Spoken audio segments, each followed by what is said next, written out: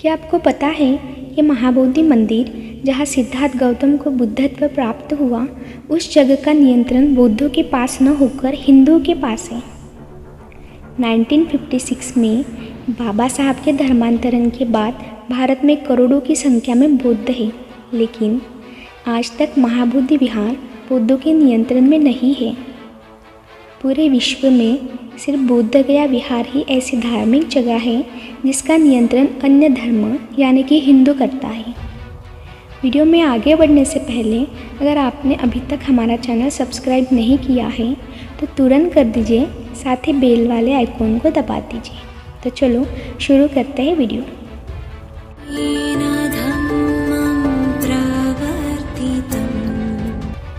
क्या है Mahabodhi temple act?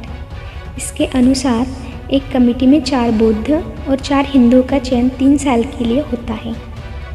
गया मैजिस्ट्रेट और बोध गया के शंकराचार्य मठ के लिए भी महंत का चयन होता है, जिसका भी मुखिया हिंदू ही होगा।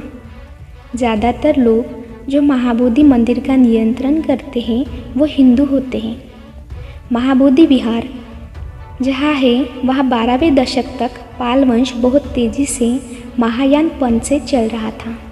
उनके महाबोधि विहार का संगोपन किया, लेकिन हिंदू सेना ने जब पाल वंश का पराभव किया और बोध गया के आसपास मुस्लिम सैनी ने आक्रमण किया, महाबोधि विहार दुर्लक्षित हो गया। आगे की कुछ सालों में मठाधिपति या महंत विहार के मूल मालिक है ऐसा दावा करने लगे और उन्होंने विहार पर कब्जा कर लिया। इसी में भारत में जब ब्रिटिश सरकार आई थी तब अलेक्जेंडर इनके द्वारा महाबोधि विहार जीर्णोद्धार करना शुरू हो गया।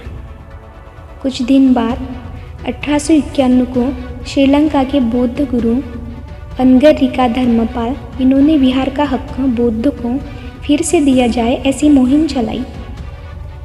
1949 को इस आंदोलन को कुछ प्रमाण में यश प्राप्त हो गया।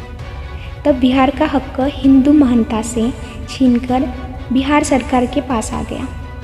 सरकार ने एक समिति की स्थापना की। उस समिति में 9 सदस्य थे और उसमें अध्यक्ष और सबसे ज़्यादा सभासद हिंदू होने ही चाहिए ऐसा कानून बनाया। महाबोधि विहार पर विदेशी बौद्धों की नज़रें हमेशा रहती हैं। कई बौद्धों ने महाबोधि मंदिर को नियंत्रण सिर्फ बौद्धों को दिलाने के लिए आंदोलन भी किया, लेकिन भारतीय सरकार ने सिर्फ ढिलाई दिखाई ताकि मामला लंबा खींचे और नियंत्रण हिंदू ही करते रहे। दिल्ली में जब संत रविदास जी की मंदिर के गिराए जाने के विरोध में जितने लोगों ने आंदोलन किया, लेकिन भारतीय मीडिया ने और जो हिंदू एकता की बात करते हैं उन्होंने इनको नज़रअंदाज करके लाठियाँ भी बरसाई। अगर इतने ही लोग महाबोधि विहार के लिए आंदोलन करते हैं तो यह खबर भले ही भारतीय मीडिया न दिखाए, लेकिन अंतर्राष्ट्रीय मीडिया जरूर दिखाएगी और नवबौद्धों का सम्मान अंतर्राष्ट्रीय स्तर पर होगा।